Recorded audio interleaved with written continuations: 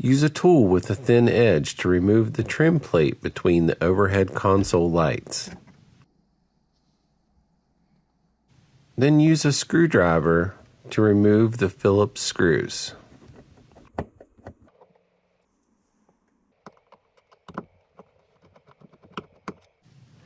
Grip the overhead console panel and pull. You want to gently increase the pressure until the clips release. Disconnect the wiring harness from the stereo camera and install the Autostop Eliminator inline.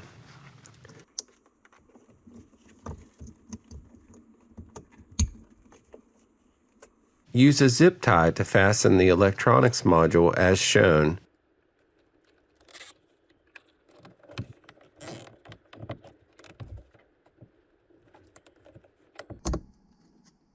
Trim the excess from the zip tie. Reposition the overhead console panel.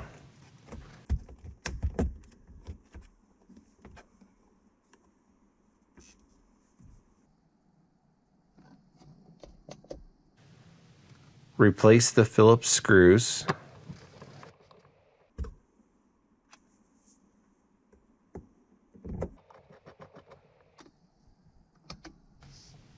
Reinsert the trim plate.